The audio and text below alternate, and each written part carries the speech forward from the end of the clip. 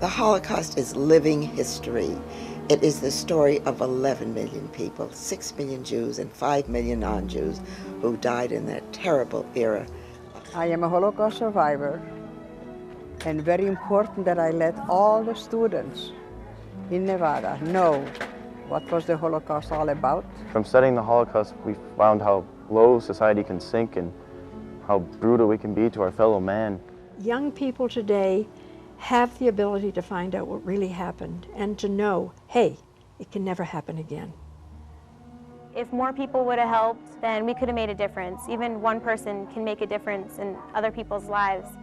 And since those who perished there left no children behind, you are the spiritual heirs, and you must know of the greatness of the legacy that was left to you.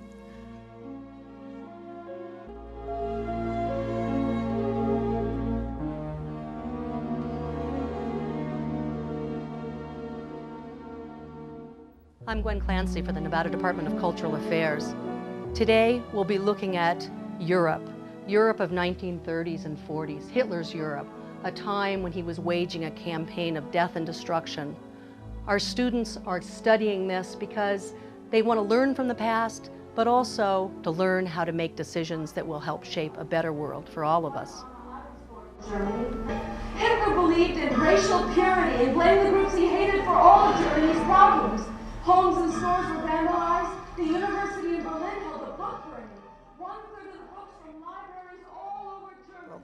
In Nevada, we teach Holocaust studies in middle school and in high school so that present generations, future generations will understand that there is a dark side to humanity, that people can do terrible, terrible things. It's important that we provide the information and the history to our children so that when they grow up, these things will not happen. Martha Gould is a member of the Governor's Advisory Council on Education relating to the Holocaust. This council was established by Nevada law in 1989 to educate teachers, students, and the community about the Holocaust and ongoing intolerance in the world. The former director of the Washoe County Library has a very personal connection with the mission of the council. I can remember as a young teenager when my mother learned that her entire family and the village where she was born disappeared during the war. We don't know where the family went. They could have gone to Auschwitz. They may have gone to Bergen-Belsen, Treblinka. We don't know. We only know that the village is gone and the family is gone, and therefore I lost a heritage that I never had a chance to know. Looking at this map, Martha, that was made in Germany, could have been hanging on Hitler's wall for all we know. True. What is it about these artifacts? There's the badges. Because it tells you it really happened. Looking at these artifacts, at the photographs, looking at these badges that people had to wear. I mean, this stands for a Belgian homosexual. That is a French Jew. That is a German Jew. This was what people from Poland wore when they were sent to the labor camps. And this photograph here, I mean, they were put in cattle cars with no water, no food, one small little bucket to take care of sanitary needs. They were treated as animals. Look at these children over here. These are pictures of young people. Like, you know, young people today, only they never had a chance to grow up. They ended up in the death camps. They ended up in the gas chambers. It would be nice if we could forget and say, you know, it didn't happen, and let's go on and have fun in living. That's not what life is about. Yes, we should enjoy, but in the meantime, we must remember and pass on the memories of good, but there are also bad memories of society. And it's going on around the globe, and we have to be conscious of other people's holocausts and other people's sorrows, the living and the dead. Yes. Every year, the Governor's Council on Education relating to the Holocaust holds conferences in Reno and Las Vegas, where students hear firsthand from survivors.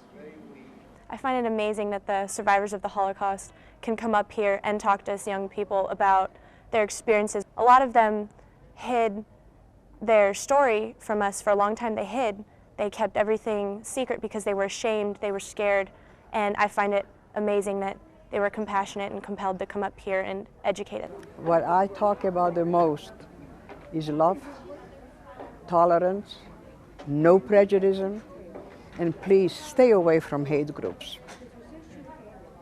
All hate groups make evil, and evil is death. That's what I learned in my year in concentration camp. The Venetian Hotel and Casino hosted the conference in Las Vegas, where Holocaust survivor and author Gerda Weissman Klein gave the keynote address to the students. You, my dear friends, are the messengers to a time I shall not see. Your teachers have shown to you a time which perhaps might be ancient history. Yet I hope that it will inspire you to understand the greatness of the moment which you share, the life which you are privileged to live in freedom, the things which are yours to keep and to carry forward for all generations to come. I know that many of you are familiar with my story. Your teachers have been kind enough to expose you to my books and perhaps also to the films which have been done. But I feel that it is in a personal way that I should like to address you today, not the grandmother which I am today, but the young girl of your age that I was when it happened to me. I was 15 years old in the autumn of 1939, when the world I loved and was a part of was irrevocably destroyed. Perhaps the best way to explain it is with a phenomena that you unfortunately are only too familiar. And I'm referring to the tsunami, which one day, as you watched in horror on television, when this incredible huge wave came from an angry sea on a beautiful day and washed away fathers and mothers and children and homes, and their lives were new and loved. This is precisely what happened to us in Europe, not in one day, but in retrospect now it seems almost that it was. From a protected and simple childhood, I had an older brother. He had 2 dogs, and I had cats. And I loved skiing in winter and swimming in summer. And I thought my life will go on like that forever. And then on a sunny day, September 3rd, 1939, a wave of hatred swept over Europe and swept away my beloved parents, my only brother, my uncles, my aunts, my cousins, my childhood home, and everything I held dear.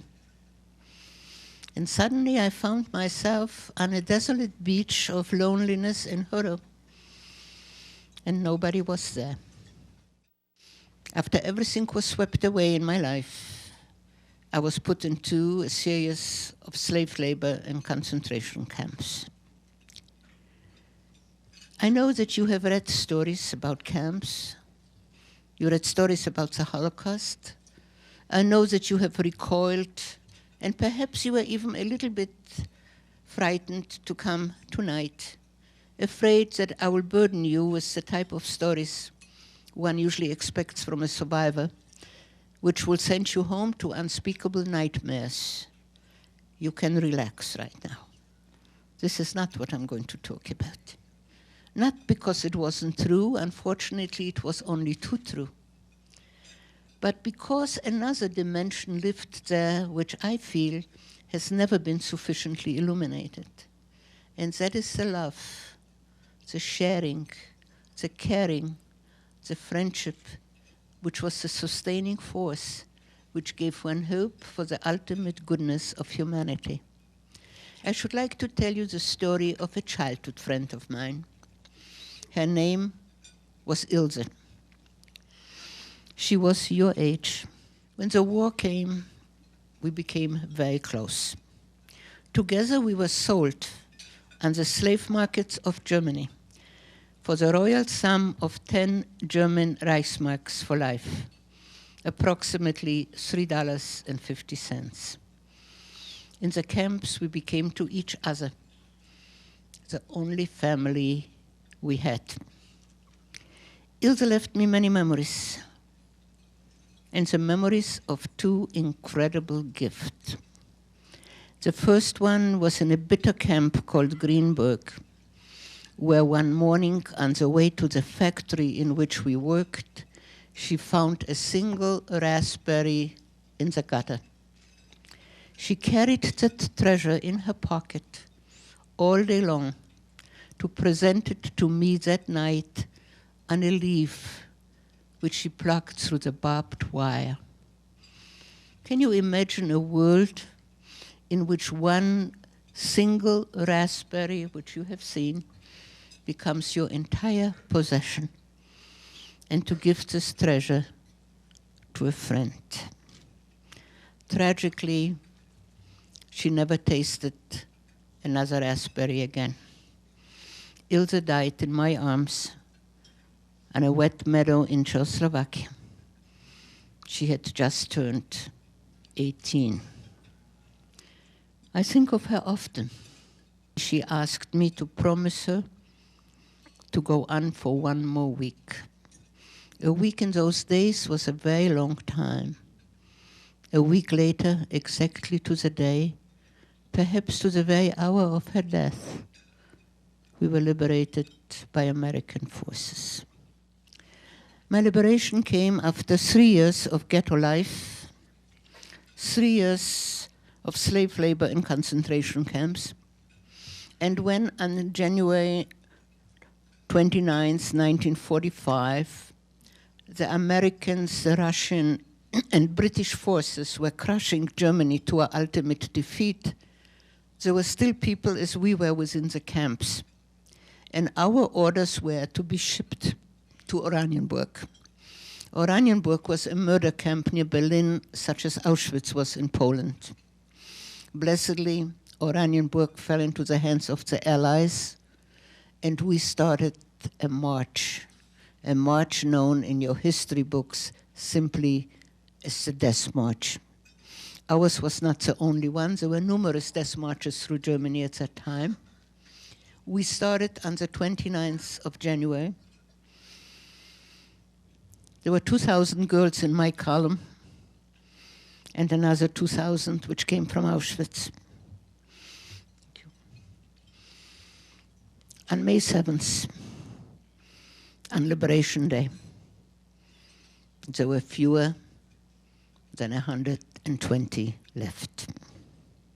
I saw a strange-looking car coming down a gentle hill.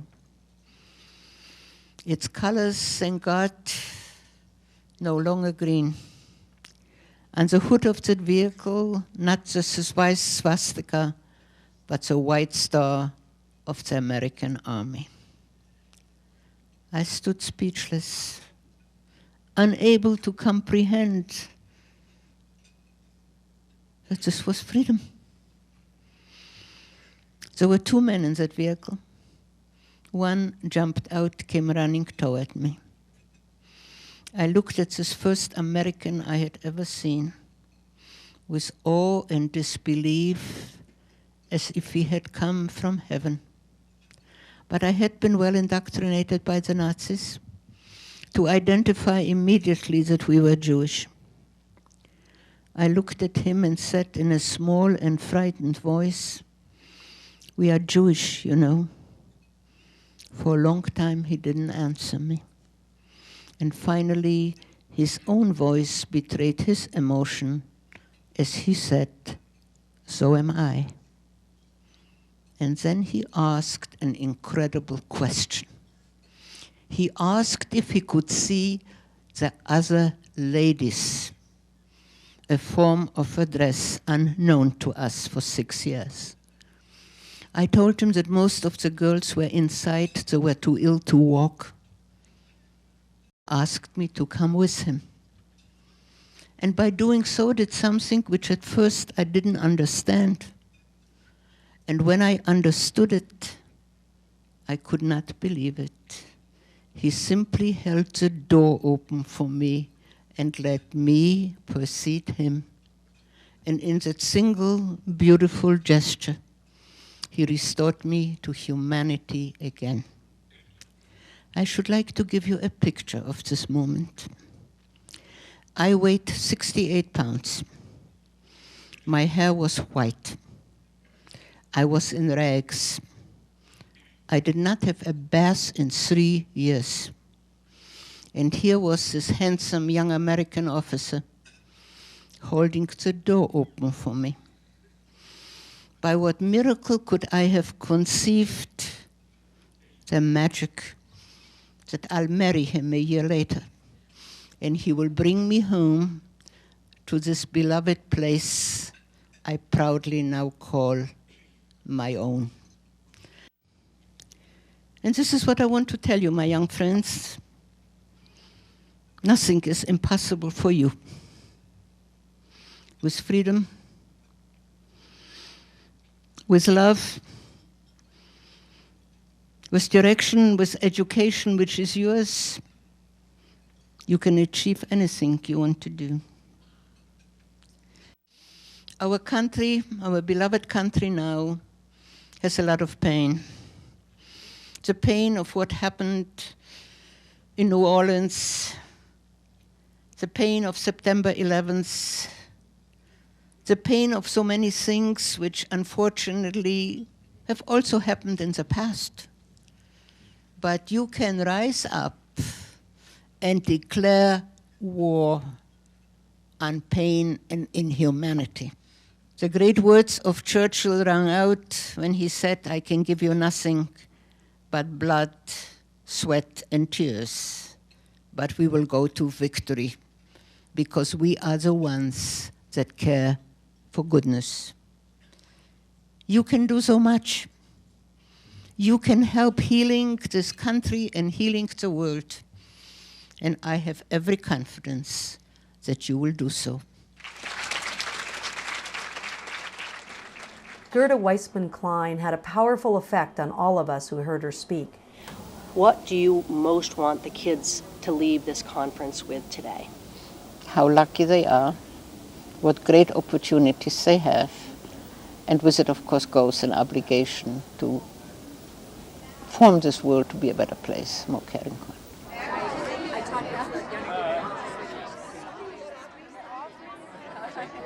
I asked her about her obvious connection to the students.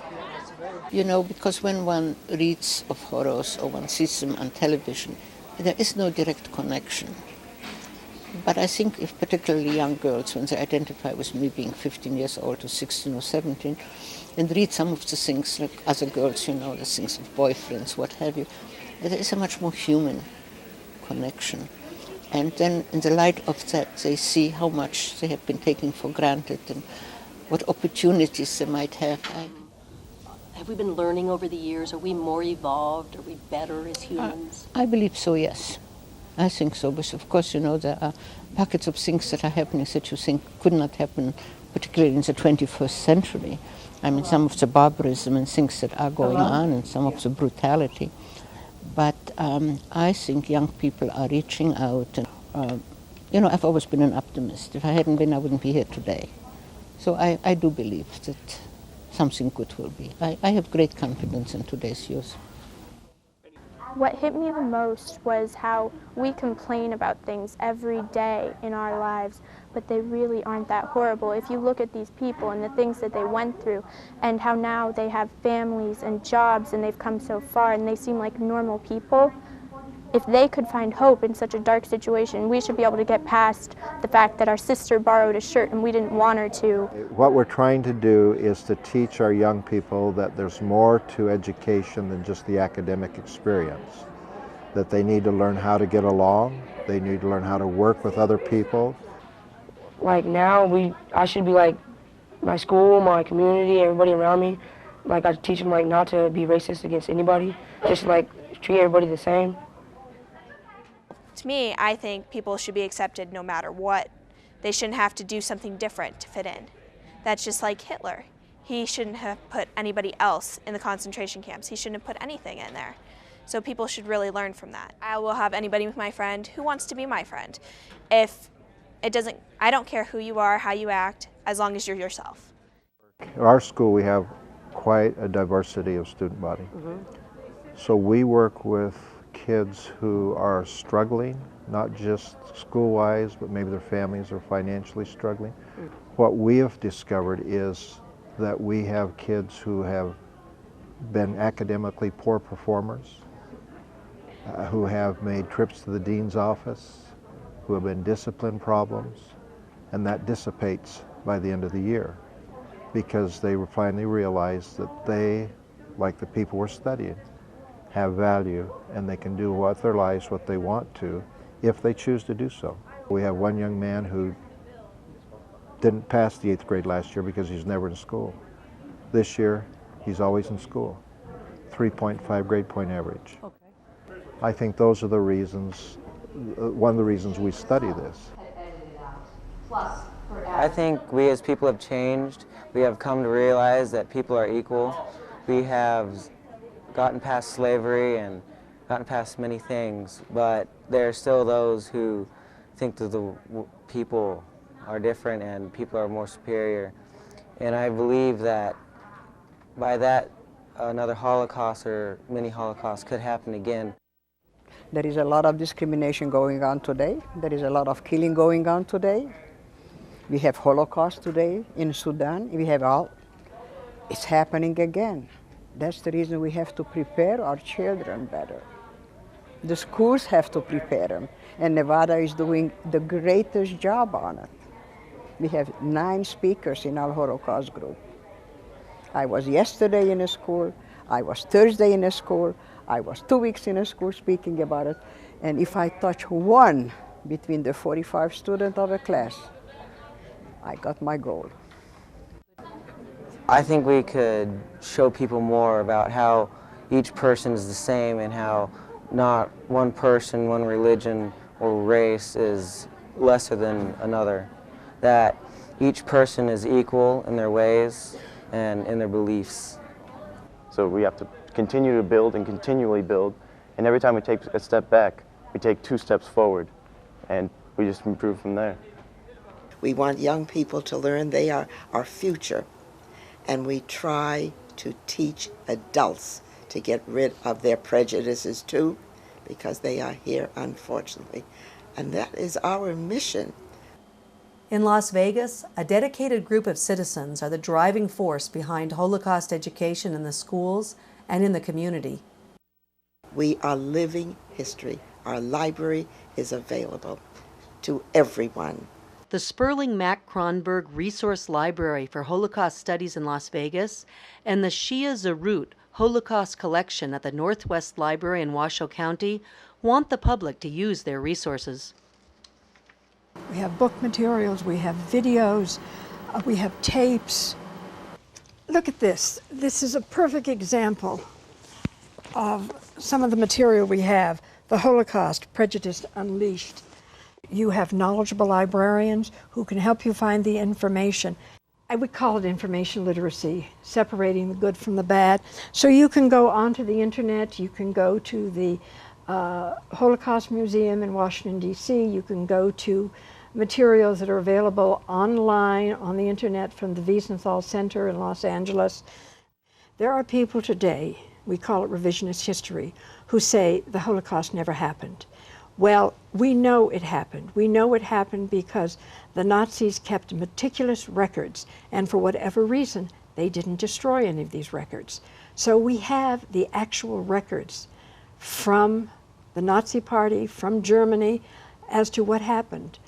And much of it is online, in the books and the materials we have here, in the artifacts that we have in this collection.